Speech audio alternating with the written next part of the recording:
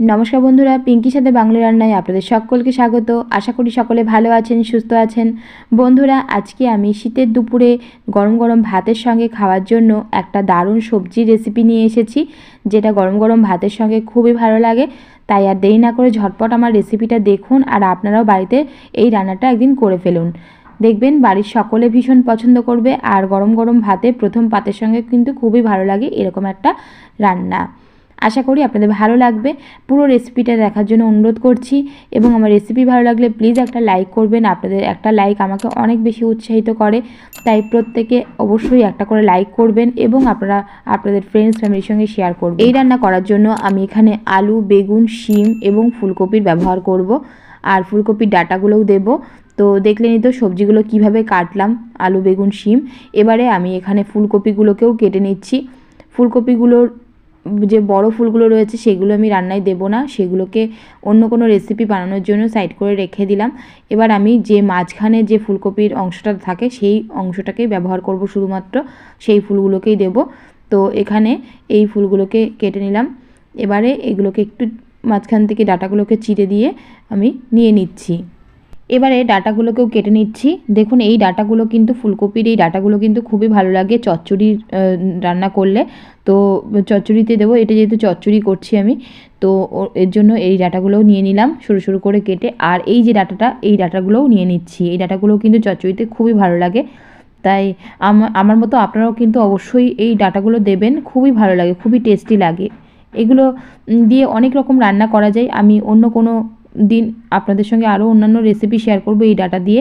তবে আজকে আমি যেটা দিচ্ছি, দেখুন আমি এইখানে এই ডাঁটাগুলোকে এইভাবে সরু সরু করে কেটে এই তরকারির মধ্যে দিয়ে দিচ্ছি। তো এইভাবে সব ডাঁটাগুলোকেই কেটে নিতে হবে, কারণ এই ডাঁটাগুলো সেদ্ধ হতে একটু সময় লাগে।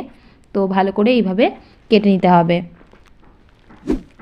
সবজিগুলো সব কেটে নেওয়া হয়ে গেলে ভালো করে ধুয়ে নিতে হবে। তো ভালো করে ধুয়ে নিয়ে রান্নাটা করব আমরা।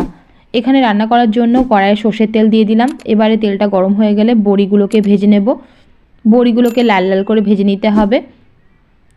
বড়িগুলোকে ভেজে তুলে নিচ্ছি। এবার এই তেলের মধ্যে বাদবাকি রান্না করব, তার জন্য ফোড়নে দিয়ে দিলাম এখানে কালো জিরে, তেজপাতা, শুকনো লঙ্কা। ফোড়নটাকে কয়েক সেকেন্ড ভেজে নিতে হবে। এবার এর মধ্যে আলুগুলোকে দিয়ে দিলাম। আলুগুলোকেও একটু লাল লাল করে ভেজে নেব। আলুগুলোকে ভেজে নিয়েছি। এবার এর মধ্যে সবজিগুলোকে দিয়ে দেব। সবজির মধ্যে এখানে শিম এবং ফুলকপিটা দিলাম, আর ডাঁটাগুলো দিলাম, আর বেগুনটা আমি পরে দেব। আগে এগুলোকে ভাজবো, তারপরে ভালো করে ভেজে নিলাম। এবার এর মধ্যে দিয়ে দেবো স্বাদ অনুযায়ী লবণ আর হলুদ, আর ঝালের জন্য দেবো কাঁচা লঙ্কা চেরা। কাঁচা লঙ্কা চেরা দেওয়ার পর ভালো করে এগুলোকে আবারও মশলার সঙ্গে ভাজতে হবে। এবার এর মধ্যে বেগুনগুলোকে দিয়ে দিচ্ছি। বেগুনগুলোকে ভাজতে খুব বেশিক্ষণ সময় লাগবে না, তার জন্য আগে অন্যান্য সবজিগুলো ভেজে নেওয়ার পর বেগুনটাকে দিলাম। বেগুনগুলো দেওয়ার পর ভালো করে সবজির সঙ্গে মিশিয়ে দিচ্ছি, এইভাবে মিশিয়ে দিচ্ছি, একটু ভেজে নিচ্ছি বলতে পারেন। তো এবার ঢাকা চাপা দিয়ে 5 মিনিট রাখবো। মাঝে মাঝে ঢাকনাটা খুলে এইভাবে একটু নাড়াচাড়া করে দিতে হবে, তাতে করে সবজিটা সুন্দরভাবে ইভেনলি সেদ্ধ হবে। তো আবারও ঢাকা চাপা দিয়ে 5 মিনিট রেখে দেবো। এখন একটা মশলার পেস্ট তৈরি করব, তার জন্য মিক্সিং জারের মধ্যে দিয়ে দিলাম 1 চামচ সাদা সর্ষে এবং 1 চামচ কালো সর্ষে। সামান্য জল দিয়ে পেস্ট তৈরি করে নেব। এদিকে আমাদের সবজিটা 70% সেদ্ধ হয়ে গেছে। জাস্ট একটু হালকা নাড়াচাড়া করে উল্টে পাল্টে দিলাম। এভাবে উল্টে পাল্টে না দিলে কিন্তু সেদ্ধ হবে না। এবার মশলাটাকে দিয়ে দিচ্ছি, এর মধ্যে সর্ষে পেস্টটা দিয়ে দিলাম এর মধ্যে। তো এবার জল দিয়ে দিচ্ছি, মিক্সিং বাটি ধোয়া জলটা দিয়ে দিলাম, দিয়ে ভালো করে মিশিয়ে নিতে হবে। বন্ধুরা, আমার সর্ষে বাটাটা একদম ঠিকঠাক ছিল, মানে কোনো রকম তেতো হয়নি, তাই জন্য আমি সর্ষের পেস্টটাকে ছেঁকে নিই। যদি আপনাদের সর্ষের পেস্টটা তেতো হয় তাহলে কিন্তু অবশ্যই একটু ছেঁকে দিতে পারেন, ছেঁকে খোসাটাকে বাদ দিয়ে আপনারা দিতে পারেন।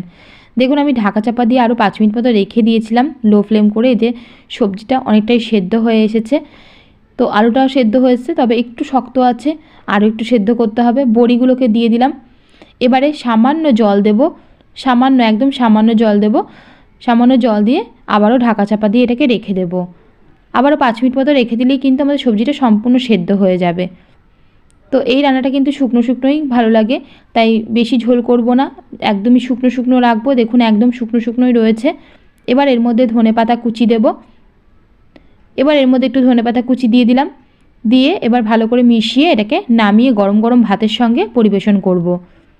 তো শীতের দুপুরে এরকম একটা তরকারি গরম গরম ভাতের সঙ্গে পরিবেশন করে দেখবেন, বাড়ির সকলে কিন্তু ভীষণ পছন্দ করবে। সকলে কিন্তু এই তরকারি দিয়ে ভাত খেতে ভীষণ পছন্দ করবে, তাই অবশ্যই আপনারা একদিন এই রেসিপিটা বানাবেন। আমার রেসিপি ভালো লাগলে প্লিজ লাইক করবেন, শেয়ার করবেন এবং সাবস্ক্রাইব না করা থাকলে সাবস্ক্রাইব করে নেবেন। আর যারা অলরেডি সাবস্ক্রাইব করে রেখেছেন আমার চ্যানেলটিকে তাদের অসংখ্য ধন্যবাদ। আপনাদের জন্য আমি অনেক এগিয়ে গেছি কয়েকদিনের মধ্যেই। আজ এই পর্যন্ত, ধন্যবাদ।